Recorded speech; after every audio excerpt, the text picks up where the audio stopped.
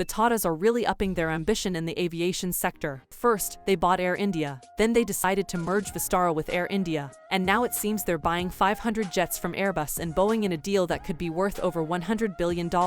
This got us thinking, why is the jetliner market a duopoly with just two suppliers bossing the trade? How did just two entities come to own 99% of the market? Well, to understand this, we need to go back in time. The story begins all the way in 1916 when Boeing began its journey as an aero products company. At first, they supplied military aircraft to meet the needs of World War I. They were also ferrying mail on the side since it was quite profitable. But in 1934, the Airmail Act took force and prevented companies from manufacturing planes and delivering mail at the same. So the company had to restructure, and the Boeing Airplane Company became just Boeing while doubling down on manufacturing commercial planes. At the time, companies like Douglas and Lockheed were also dabbling in commercial planes. But Boeing's 707 changed the game. It was the best plane on the market. It was fast, cost-efficient, and a reliable aircraft. It dominated the market soon enough and the competition fell by the wayside. Some tried to merge operations, some got bought out by Boeing. Lockheed, for instance, quit the segment altogether and began focusing on defense. Meanwhile, Airbus emerged on the other side of the ocean. In 1970, folks in Germany, France, Britain, and Spain realized that they didn't have enough money individually to challenge the US monopoly brought on by Boeing. So they pooled their resources and teamed up to launch Airbus. It was a pan-European effort. It wasn't easy in the beginning. But in 1977 the company got its first big break with the A300. Orders flew in and Airbus established itself as a force to reckon with. This also decimated the competition in Europe. Regional aircraft manufacturers like Fokker and British Aerospace couldn't survive the onslaught. They withdrew from commercial airline manufacturing altogether, and by the 1990s, commercial airline manufacturing had already become the duopoly that we know today. But the big question is, why is the jet manufacturing industry so hard to break into? Well, let's just say that the barriers to entry are very high. It isn't like manufacturing cigarettes and biscuits. These are large machines that fly, and they have to fly reliably, so manufacturing companies spend billions in research and development alone, making sure they have everything right. Then they spend billions more in building the aircraft and perfecting it.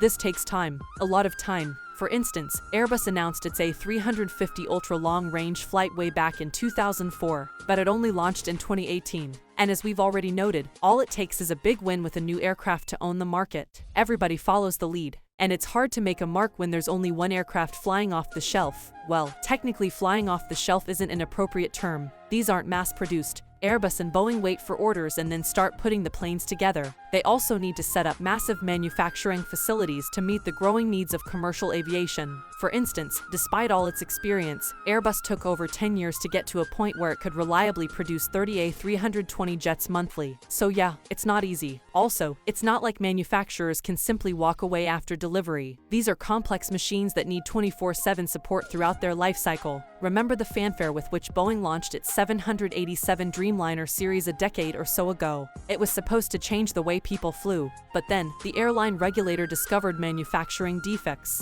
It asked Boeing to fix things, and that alone cost the company $2 billion. Think about it, how many companies can invest such ludicrous sums of money and spend decades putting together an aircraft? It's a risky proposition and not many people want to dabble in this thing. And you also have to remember that the large players in the industry, Airbus and Boeing, have a proven track record. Airlines trust these companies despite the odd hiccups. Sure, they don't have many alternatives anyway, but it's always a better bet to go with an old dog as opposed to a newcomer, especially since people's lives are at stake every time an aircraft takes to the skies. So it's damn impossible for you to get a presale if you don't already have a proven jet. In a nutshell, you need deep pockets to break into aircraft manufacturing. But to be fair, not all this money came from their own coffers. Governments in the US and the EU have doled out plenty of subsidies to Boeing and Airbus too. They wanted their own companies to do well. And the World Trade Organization even had to look into these subsidies and make sure it wasn't in contravention of international trade practices. Okay, that's all well. But duopolies aren't great for business and competition, right? For instance, Airbus and Boeing can collude and fix prices if they really wanted to. And remember the ill-fated Boeing 737 MAX. Two aircraft crashed in late 2018 and early 2019. It killed nearly 350 people, and many people were wondering if the lack of competition had any role to play in all this. So maybe the time is right for someone with deep pockets to break this duopoly. And it seems the primary competitor is emerging from China. After more than 10 years of working on the project, project, and with billions of dollars of financial support, China's very own passenger jet, manufactured by aerospace company COMAC, is ready to take to the skies. And considering the Chinese aviation market is set to become the world's largest within the next decade, maybe they could make a dent. As Guillaume Faury, Airbus CEO, said, and we quote, "We will probably go from a duopoly to a triopoly, at least on the single aisle, by the end of the decade."